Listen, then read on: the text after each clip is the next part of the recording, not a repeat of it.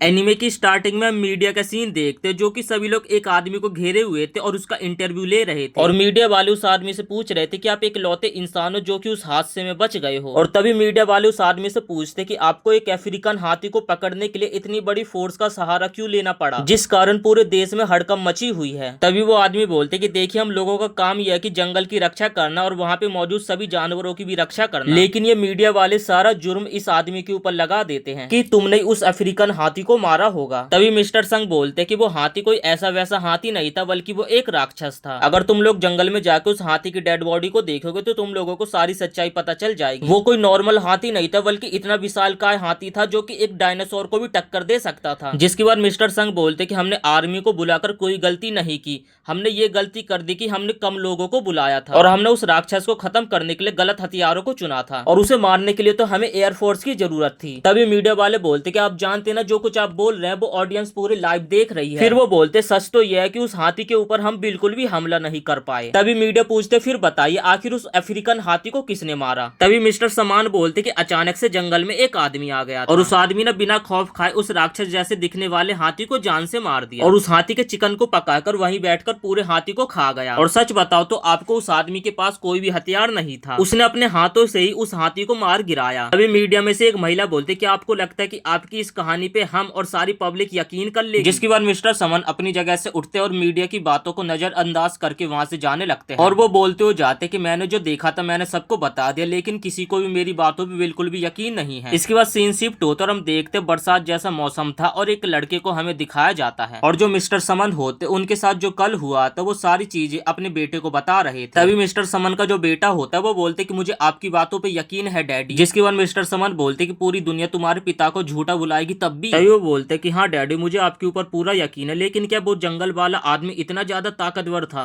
तभी मिस्टर समन बोलते कि हाँ, उसमें बहुत ज्यादा ताकत थी। जिसके बाद मिस्टर समन का बेटा बोलते कि शेर से भी ज्यादा। तभी मिस्टर समन बोलते कि हाँ। जिसके बाद मिस्टर समन बोलते कि देखो मेरे बच्चे, ये बात मैं तुम्हें सिर्फ बता रहा हूँ, अगर ये कहानी मैं किसी को भी सुनाऊं तो वो मेरी बातों पे यकीन करना ही बंद कर देगा, लेकिन जो मैंने देखा था ये बस मैंने मूवीज के अंदर ही देखा था। जिसके बाद मिस्टर समन का बेटा बोलते क्या डैडी, उस आदमी को कोई हरा सकता है। तभी मिस्टर समन बोलते ये तो मुझे मालूम नहीं। इसके बाद सीन शिफ्ट होता और हम एक लड़के को देखते जो कि पार्क में इंसेक्ट्स पकड़ने के लिए आया था और वो लड़का एक इंसेक्ट को पकड़ भी लेता है। सीन शिफ्ट होता और हम सुबह का सीन देखते जहाँ पर हम एक छोटे से बच्चे को देखते जो कि एक हाई स्कूल स्टूडेंट के स्कूल के बाहर खड़ा हुआ था। उस बच्चे के दोस्तों ने उसे चैलेंज दिया था कि तुम्हें इस स्कूल के सबसे ताकतवर लड़के से लड़ाई करनी है और वो बच्चा हाई स्कूल के अंदर पहुंच जाता है जहाँ पर उसे 3 हाई स्कूल के बड़े स्टूडेंट्स दिखाई देते हैं और वो बच्चा डरते अपनी पॉकेट से एक चाकू को निकालता और उन लोगों को बोलते कि प्लीज बुलाओ अपने स्कूल के सबसे ताकतवर लड़के को, मुझे उससे फाइट करनी है। और उसके बाद उस बच्चे के 3 दोस्त होते उससे बोलते कि मतलब तुमने इतना बोला और वहां से भाग आए। जिसके बाद वो बच्चा बोलता है कि उन्होंने मुझे रुकने के लिए तो कहा था लेकिन मैं रुका नहीं, लेकिन वो लड़का आएगा तामा नदी के पास। जिसके बाद वो सभी बच्चे तामा नदी के पास उस लड़के के आने का इंतजार कर रहे थे। तभी हम देखते दूर से एक हाई स्कूल का लड़का आ जाता है जिसे वो सभी बच्चे देख लेते हैं और उस हाई स्कूल के लड़के को देखकर जो वो बच्चा होता है वो काफी ज्यादा डर जाता है। जिसके बाद वो अपनी पॉकेट से वही चाकू को निकालने लगता है और वो बच्चा डर रहा था कि दुनिया का सबसे ताकतवर लड़का मुझसे लड़ने के लिए आया है और वो बच्चा अपने हाथ में चाकू पकड़ा होता है। तभी वहाँ पे वो हाई स्कूल का लड़का आकर बोलते कि मेरा नाम है बाकी हनुमा। और वहाँ पर वो बच्चा सोच रहा था कि दुनिया का सबसे ताकतवर इंसान ऐसा दिखता है क्या? और तभी बाकी हनुमा अपनी सेट को उतार देता है। जिसके बाद वो बच्चा सोचता है कि मैंने पहली बार इतने तगड़े मसल्स देखे हैं। तभी बाकी हनुमा बोलता है कि लड़ने के लिए आए हो, मैं लड़ाई में उम्र नहीं देखता। और फिर हमें एक इमेज दिखते जिसमें बाकी हनुमा एकदम हाथी की तरह दिख रहा था और वो बच्चा एकदम चींटी की तरह लग रहा था और वो बच्चा सोचता है कि क्या सच में ये लड़का एक स्कूल के बच्चे से लड़ेगा, मजाक तो नहीं कर रहा है क्या? और उस बच्चे की यहाँ पे बहुत ही ज्यादा फट रही थी, लेकिन उसके जो दोस्त होते उसकी फाइट को देखकर एंजॉय कर रहे थे कि अब मजा आने वाला है। तभी बाकी हनुमा अपनी एबिलिटी का इस्तेमाल करता और वहां से गायब हो जाता और उस बच्चे के पीछे आकर उसके पिछवाड़े पर एक जोर का चांटा मारता है जिससे वो बच्चा पानी में जाकर गिर जाता है। और फिर जब वो बच्चा पानी से बाहर निकलता है तो बाकी हनुमा उससे हाथ मिला लेता है और उससे बोलते कि आज से हम दोनों दोस्त हैं। तभी बाकी हनुमा बोलते कि मैंने पूरी ताकत लगा दी थी तुम्हें मारने पर, लेकिन तुम्हें कुछ भी नहीं हुआ। तभी बाकी हनुमा बोलते कि मेरी जो ताकत है ना रूबीना, वहाँ पे खड़े उन 3 बच्चों से 100 गुना ज्यादा है। तभी रूबीना बोलते कि यहाँ से वो लोग छोटे लग रहे देखने में। तभी वहाँ पे अचानक से कैप्टन स्टाइना आ जाते हैं। तभी उस बच्चे को एक कहानी पता चलती है कि बाकी के जो फादर है वो दुनिया के सबसे बड़े फाइटर और उन्होंने एक डायनासोर जैसे हाथी को बिना हथियार के मार डाला।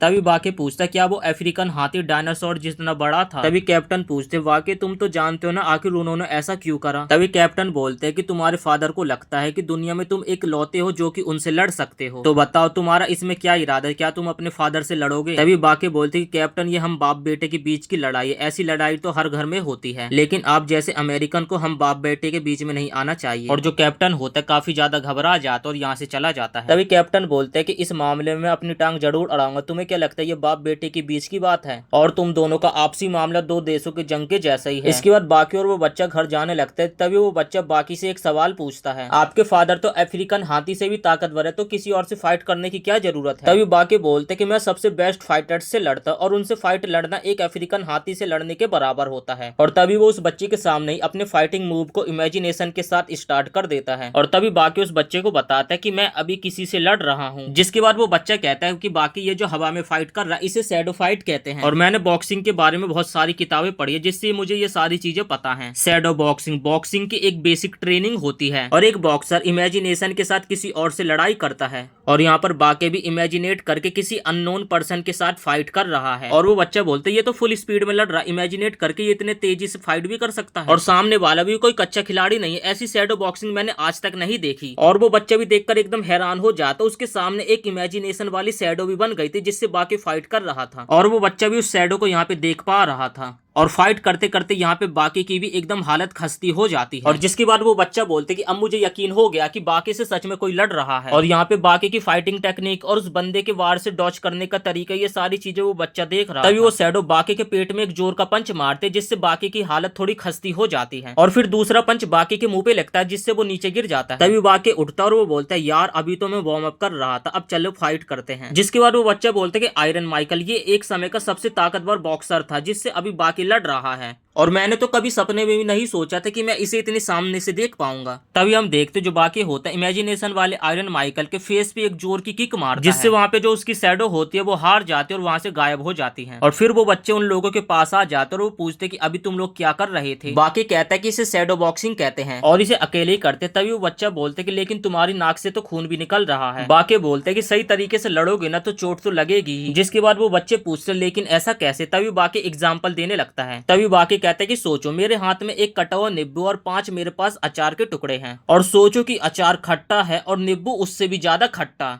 और अब मैं ये सारी चीजें मिलाकर तुम्हारे मुंह में डालने वाला हूँ और फिर मैं तुम्हारा मुंह बंद कर दूंगा ताकि तुम उसे बाहर ना निकाल पाओ और तुम्हें उसे चबाकर निगल नहीं पड़ेगा। तुम्हारे मुंह में खट्टा अचार और खट्टा नींबू होगा। कितना खट्टा है यार! और देखते देखते तुम्हारे मुंह से पानी निकलने लगेगा। यह है इंसानी शरीर का बर्ताव। और अभी तुम्हारे मुंह में ना ही नींबू था और ना ही अचार, और देखो तुम्हारे मुंह से कैसे पानी निकल रहा है। बाकी और रीना घर जाने लगते तभी बाकी बोलते कि तुमने मुझे चौंका दिया, मैं शैडो बॉक्सिंग की बात कर रहा हूँ। जिसके बाद वो बच्चा बताते कि हाँ मैं बॉक्सिंग का बहुत बड़ा फैन हूँ। तभी बाकी बोलता है तो बताओ मैं किससे फाइट कर रहा था? जिसके बाद वो बच्चा बताता है कि आयरन माइकल से।